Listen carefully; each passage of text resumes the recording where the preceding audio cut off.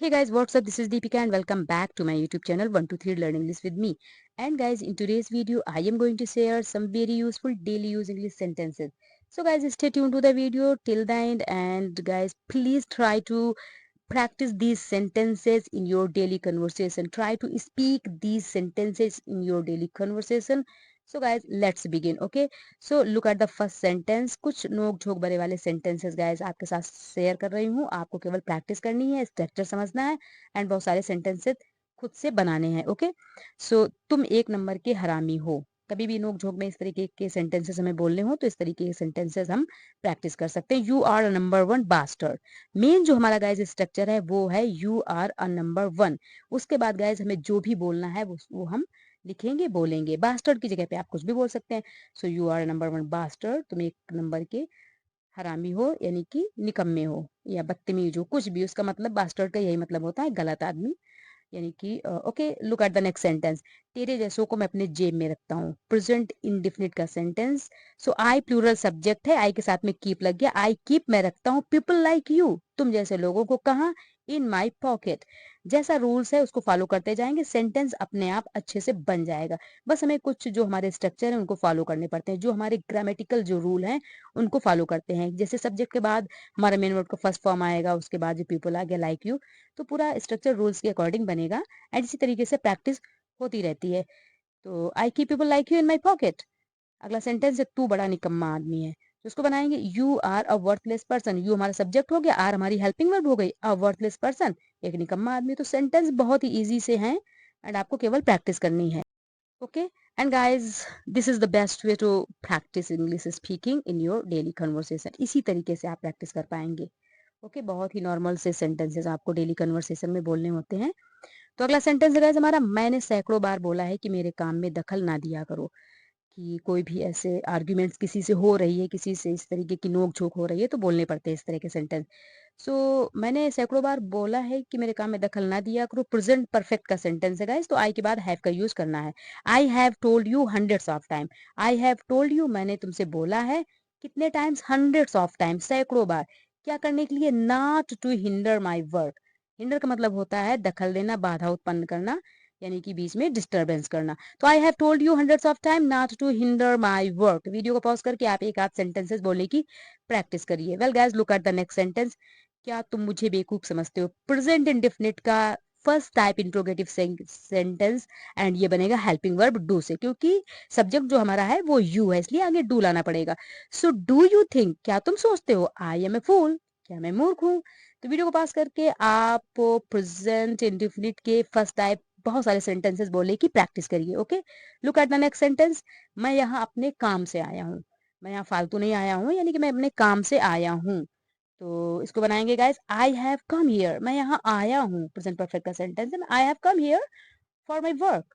For my work, मैं अपने काम के लिए आया हूँ. फॉर प्रीपोजिशन का यूज करेंगे. फॉर माई वर्क, मैं अपने काम के लिए यहाँ आया हूँ, मैं फालतू नहीं आया हूँ. तो इसी तरीके से आप एक आध sentence please try to practice. Okay okay, well guys, look at the next sentence. मैं तुम्हारे बाप का नौकर नहीं हूँ. और भी हॉट कन्वर्सेशन होने वाली है गाइस. मैं तुम्हारे बाप का नौकर नहीं हूँ, इसको कैसे बोलेंगे? बहुत ही सिंपल सा स्ट्रक्चर है. आई एम नॉट, मैं नहीं हूँ. आई एम नॉट, क्या नहीं हूँ? Your father servant. आप दो चार बार प्रैक्टिस करेंगे, बहुत इजी से सेंटेंसेस होते हैं गाइस जो हमने डेली कन्वर्सेशन में यूज करते हैं.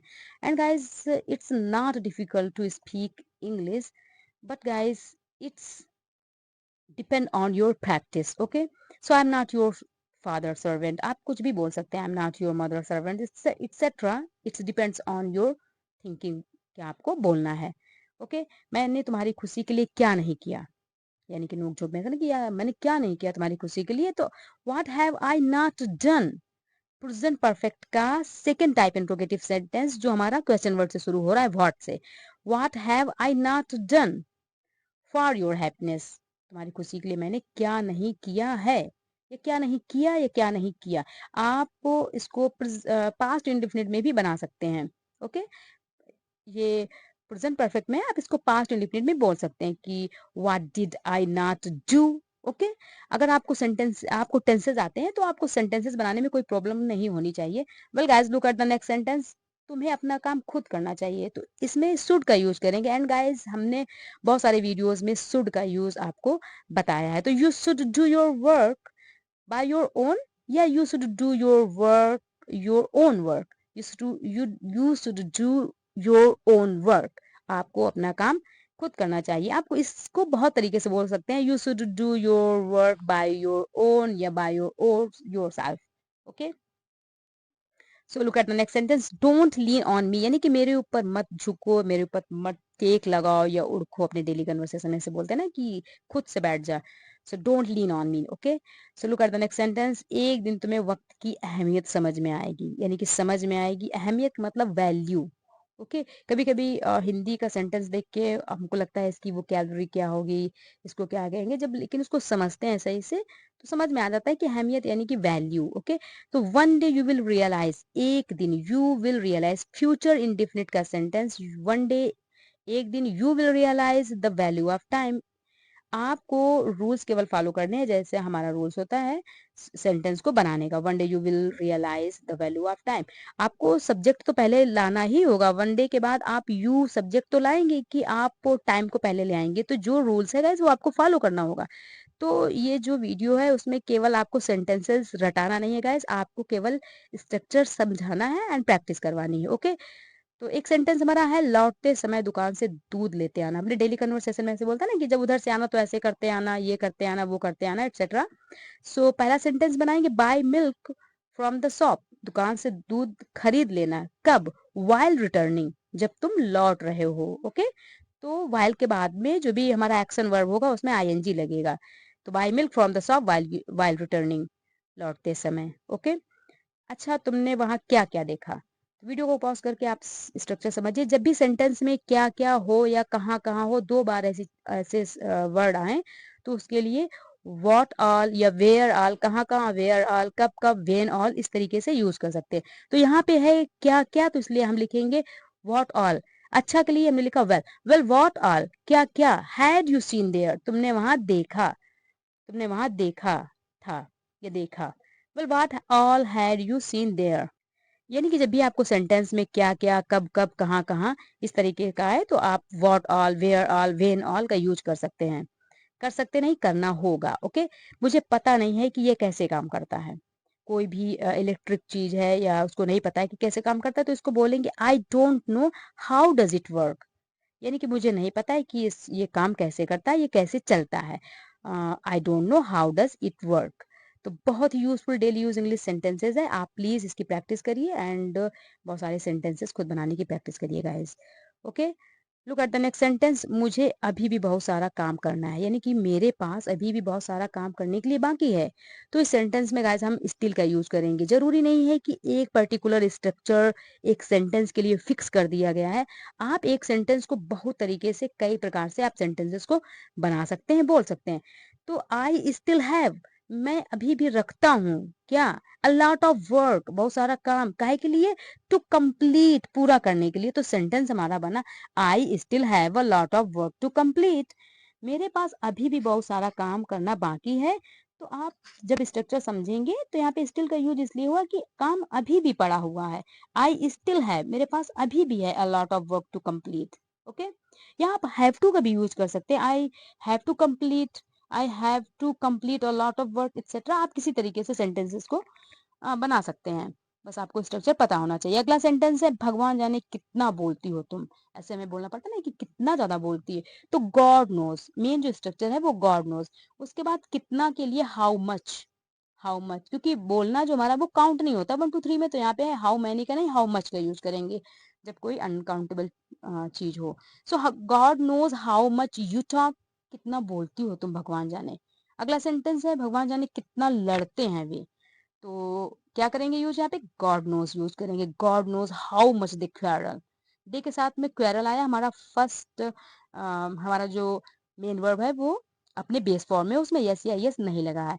God knows how much they quarrel, quarrel में यस नहीं लगा क्योंकि जो हमारा सब्जेक्ट है, जो लड़ने वाला व्यक्ति है, वो प्लूरल सब्जेक्ट है। ओके, आई होप गाइज आपको स्ट्रक्चर एंड सेंटेंसेस दोनों अच्छी तरीके से समझ में आ रहे होंगे। Okay, so look at the next sentence, आप लोग अंदर आ जाइए। बोलते हैं ना बाहर खड़े हैं कुछ लोग, तो प्लीज आप लोग सारे लोग जो भी है वो अंदर आ जाइए। तो इसको कैसे बनाएंगे?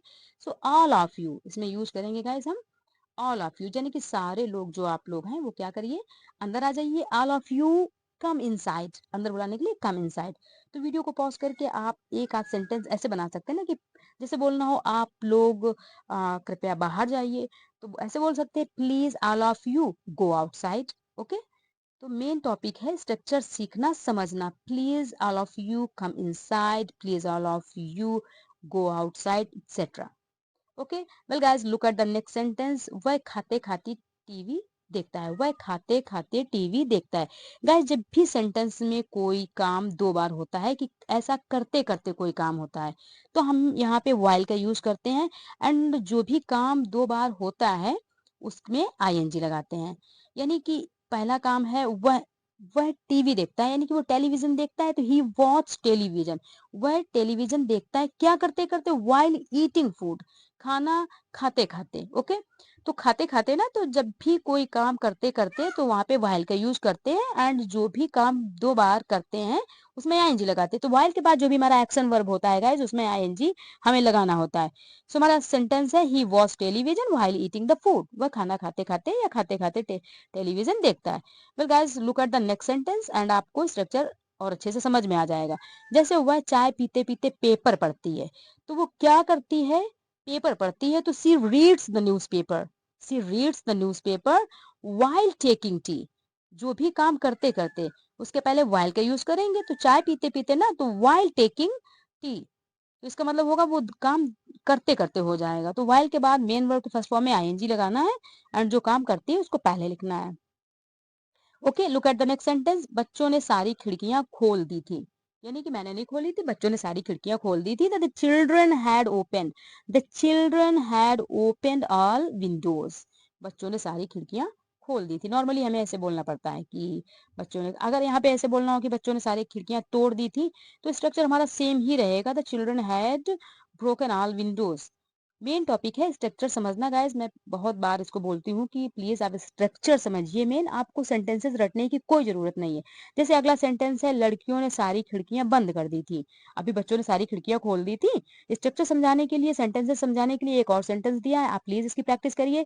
The girls had closed all the Windows, the girls had closed all the Windows. जो लड़कियां हैं उन्होंने सारी खिड़कियां बंद कर दी थी।